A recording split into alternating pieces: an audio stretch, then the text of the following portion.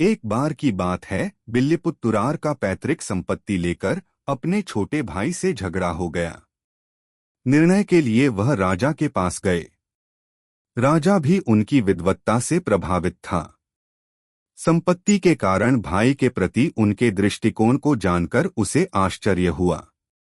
कुछ देर विचार करने के बाद उसने कहा, मैं आपकी समस्या का समाधान अवश्य करूंगा, लेकिन उससे पहले आपको वेद व्यास रचित महाभारत का तमिल में अनुवाद करना पड़ेगा। राजा की आज्ञा शिरोधार्य कर बिल्लीपुत्तुरार अपने निवास स्थान लौट आए। उन्होंने महाभारत के तमिल अनुवाद का कार्य शुरू कर दिया।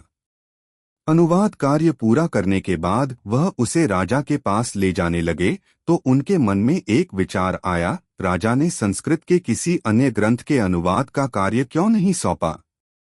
महाभारत का ही अनुवाद करने के लिए क्यों कहा? तुरंत ही जैसे उन्हें प्रश्न का उत्तर मिल गया। महाभारत में भाइयों के मन में संपत्ति के लालच के कारण ही सर्वनाश का चित्रण हुआ है। संभवतः राजा मुझे समझाना चाहता था कि मैं संपत्ति के कारण अपने छोटे भाई के प्रति विद्वेष घृणा न रखूं। बिल्लीपुत्तुरार ने राजा के पास जाने का कार्यक्रम स्थगित कर दिया। वह तत्काल अपने छोटे भाई के पास गए। उससे बोले, भाई, पिताजी की संपत्ति में से जितना भाग चाहो तुम ले लो, शेष मुझे दे दो, मैं उसी में संतुष्ट रहूंगा। तुम्हारी खुशी में ही मेरा संतोष, मेरा आनंद छिपा है। बड़े भाई की बात सुनकर छोटे भाई की आंखों में आंसू आ गए। वह बोला, गलती मेरी थी। आप बड़े हैं, पिता तुल्य हैं।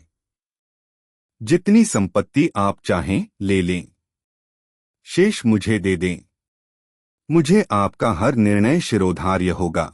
इसके बाद दोनों फिर उसी प्रकार प्यार से रहने लगे।